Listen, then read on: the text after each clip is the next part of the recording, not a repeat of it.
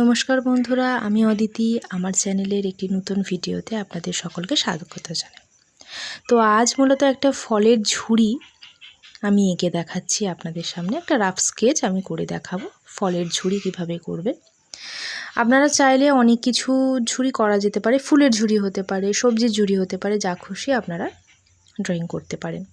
এখানে যেহেতু আমি ফলের ঝুড়ি দেখাচ্ছি, তাই ঝুড়ির ভেতরে দুটো, চারটে, পাঁচটা যা ধরবে আপনারা ফল এঁকে নিতে পারেন।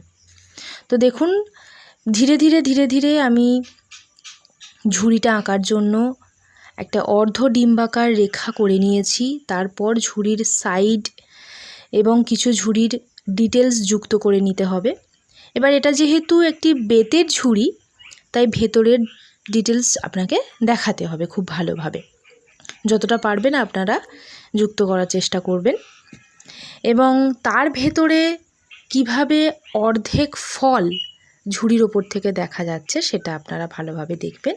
আমি করে দেখাচ্ছি, খুব ভালোভাবে আপনারা দেখবেন, স্কিপ করবেন না। ভালোভাবে দেখে তারপরে চেষ্টা করবেন করার। দেখুন, এখানে একটা আপেল এঁকে নেওয়ার পর পাশে একটা আঙুরের থোকা আমি কিভাবে ভালোভাবে একটা স্কেচ করে নিচ্ছি, রাফ স্কেচ করে নিচ্ছি। আঙুরের থোকাটা অল্প দেখা যাচ্ছে ওখান থেকে। বেশ কিছু আঙুর এখানে অ্যাড করার পর অর্ধ কলা এখানে দেখা যাচ্ছে, সেটা আমি এখানে করে দেখাচ্ছি।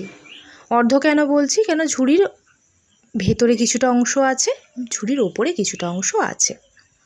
এবার কলা করে নেওয়ার পর ওর ওপরে আমি একটা পেঁপে করে দেখাচ্ছি, কিভাবে একটা অর্ধ পেঁপে ওখান থেকে অল্প দেখা যাচ্ছে।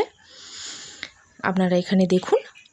আপনারা চাইলে আরও এখানে ফল এঁকে নিতে পারেন, আপনাদের মনের পছন্দ মতো করে নিতে পারেন। যদি আপনারা সবজির ঝুড়ি দেখতে চান, আমি অবশ্যই আপনাদের সামনে করে দেখাবো, আমাকে কমেন্টে জানাবেন। এখানে একটা ভালোভাবে স্কেচ হয়ে যাওয়ার পর আমি ডিপ করে আবারও বুলিয়ে নিচ্ছি। আবারও একবার বলছি আপনাদের কাছে, প্রথমেই ডিপ করে করবেন না, কেন ভুল হলে তাহলে মুছলে সেই দাগটা কিন্তু থেকেই যাবে। তাই পরের বার যখন করবেন তখন কিন্তু একটু ভালোভাবে ডিটেলস আপনারা যুক্ত করে নেবেন। যখন একটু ভালো স্কেচ হয়ে গেছে মনে করবেন, মোছামুছির আর দরকার নেই, তখন কিন্তু ডিপ করে একটু করছেন, ভালোভাবে জিনিসটা করছেন।